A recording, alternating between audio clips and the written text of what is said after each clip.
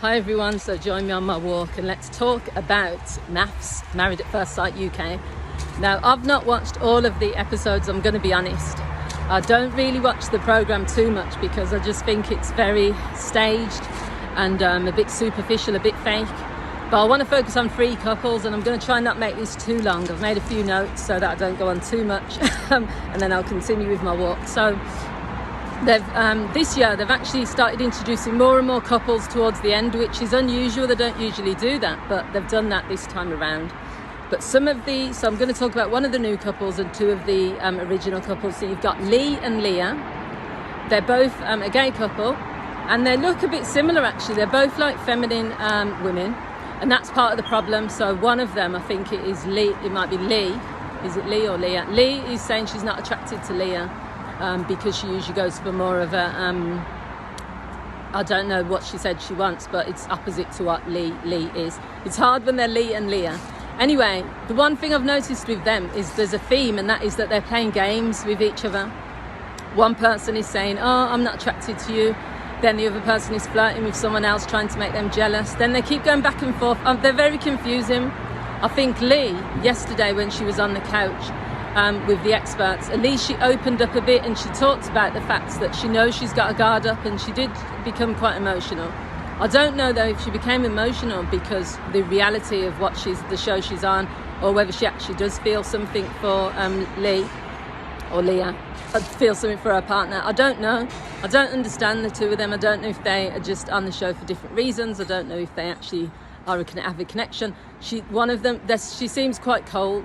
And that is Lee. Lee seems quite cold, and every time Leah has been trying to do her best to try and get some attention and to try to get something from her, she's not giving her anything. So the next couple is Dean and Sarah. So this is just a pathetic couple. Yesterday I just switched off when it came to them because Dean is fair enough, he's a bigger guy, and then you've got Sarah, who, I'm not going to judge people on looks. But the way that she's acting is though she's the most a supermodel, the most beautiful woman in the world, and he's like nothing. She's average looking and she's not ugly, but the way that she's talking about him and the way she's being disrespectful isn't very nice. If you're not attracted to someone, that's fine, but she keeps writing stay. And I'm just thinking, and then yesterday, I know the experts were calling her out. I've switched off so I didn't see it all, but they were saying to her, what are you're clutching at straws. You've said you know how you feel. You've said you're not attracted to him. You've said there's nothing there. So why you keep writing stay? So they told her that, which everyone else was saying. It's just a bit weird. And also Dean just comes across as someone that is like a people pleaser. But also he can clearly see that she's not interested, but is still continuing to be part of it. So the dynamic is the 2 of them. You can't, there only can be a dynamic if 2 people are involved in it.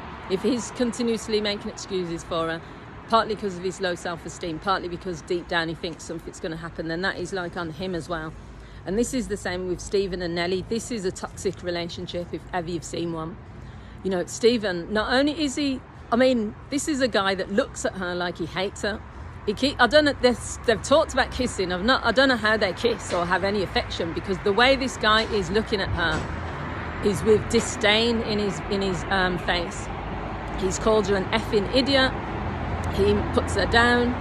There's gaslighting. He's got an anger problem, and no matter if he keeps making excuses that other things are going on in his life, if you use the C word, C-U-N-T, not towards her but just in general, if you throw things around, smash things, get angry to that level, his rage is very unacceptable. But also the fact that he was using that language towards her, calling her an effing idiot, to me, he's toxic. But also she's enabling it, because even when the family are calling it out, and even when people are saying, this is unacceptable, she's just making excuses for him. And I just think they're not going to last, even if they make it out of this show.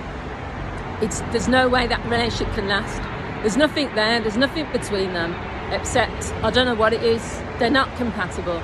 And I just think she's they're both playing a role. It's like a drama triangle. She's being the victim. He's being the persecutor. Other people are rescuing, so other people in the group or the family. But they're just going round and round in this pathetic cycle. And the final couple is a new couple, Leisha and Reese. I feel a bit sorry for them generally, because I think that they're a match in terms of looks. They both fancy each other, and you can see where the experts put them together. There's something there. However, Leisha, to me, yesterday was coming across as quite unstable. I think there is some mental health issues there. Not only has she got attachment, definitely highly anxious, fearful attachment style. Because just the fact that she's blowing up because he didn't hold her hand, just the fact that she is kind of constantly needing attention, and he's giving her attention, but it's just not enough. It's not what she needs, and that's the problem. If you've got an anxious attachment style, it will never be enough. I mean, she's saying things like, how do you see our future? She's saying, how do you feel about me? You know, I'm falling for you. This after 2 days. He said, it's 2 days, you know. How comes you're talking about how I feel about you? I can't predict the future. And she's taking that to mean that he's rejecting her. And then she's getting angry, and then she's saying, I know what I need, I know what I want. I don't think they're going to last, because I just think it's going to be too much in the end. But if they can stay in the experiment, and if the experts can help, then maybe. But I just think overall, I don't think how compatible they are. He's trying to slow it down. And I like the fact that when she was getting too anxious, he was calming her down, and he was saying, look, I'm here, he said, so that means I want to be here. He said, you know, we can do this, but you need to slow it down. And I like someone who is kind of not just saying, that's it, I've had enough. They're saying, look, we can do this, but things need to change. So yeah, that's 3 of the couples that I've spoke about, or 4 on the show. What do you think? Have you been watching the show? Let me know what you think.